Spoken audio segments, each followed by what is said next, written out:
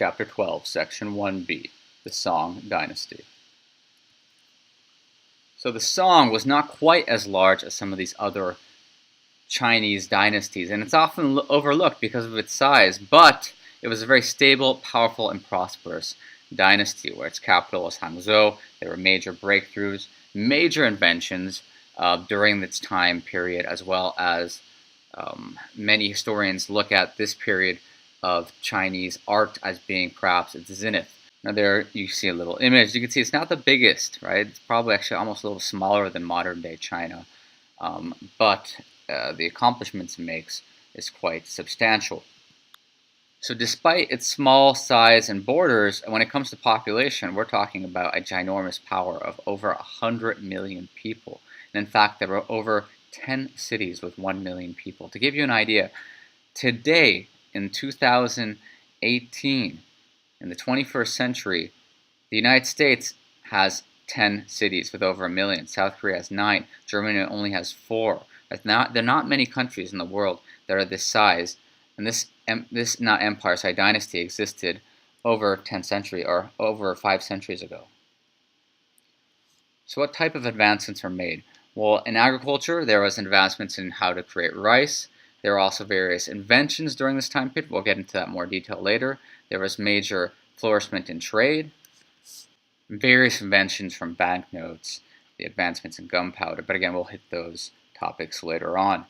So what kind of changes do we see in society? Well, more stable Silk Road paths meant greater trade. We also see this new upper class emerging known as the Gentry. So this is a special class that emerges of people who have attained their status through education and the civil service exam, not land ownership. This is a major breakthrough. So if you think of Europe during this time, you need land to be part of the upper echelon, right, the upper crust of society. And now we're seeing for the first time perhaps in history where you just have the average Joe, regular people, taking a test and gaining a higher status, higher socio-economic status in society.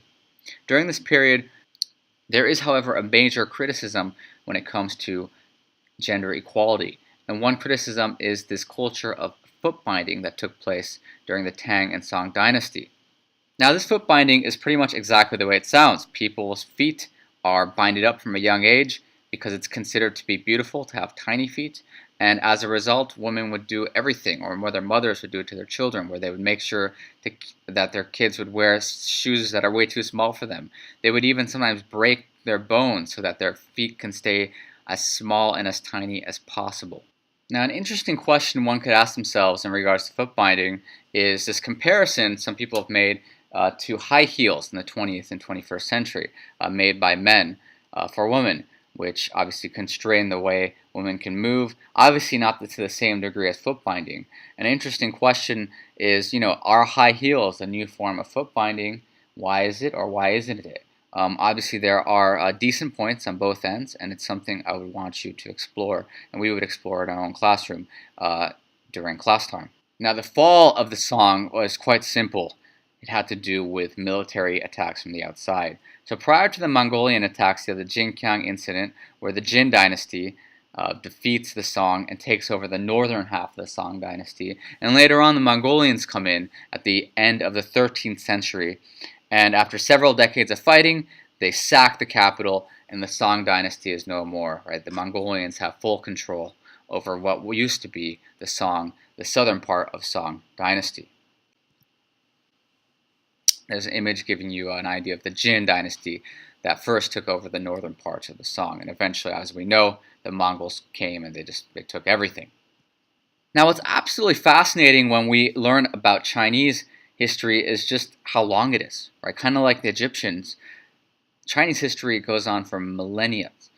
And throughout this thousands of years of Chinese history, we see the Chinese invent many things. We see the Chinese come up with various poetry, arts, ideas. And one reason why some historians cite the Chinese have been so strong at a consistent level is that there is a consistency in regards to their language. So for centuries and centuries and centuries, the Chinese spoke the same language, written the same language, and that partly helped keep stability and consistency throughout the various dynasties that have come along in the history. Now when it comes to the list of Chinese inventions, the list goes on and on and on and on. Here are just some of the major ones: gunpowder, papermaking, Chinese writing, abacus, spinning wheel, playing cards, kites, explosives, umbrellas, alcohol, mechanical clock, tea, silk, porcelain, compass that points northward. All of these were made by the Chinese. Quite an impressive list. So something to consider today. Inventions. What were some of the Chinese inventions that had the most impact? Another question I want you to explore and think about is, what are some modern day inventions? When I say modern, I mean, in the last 50 years, 100 years. What's something that's been made that's going to continue to affect the world 500 years, 1,000 years from now? Copyright disclaimer under Section 107 of the Copyright Act of 1976. Blah, blah, blah, blah. Have a nice day. Goodbye.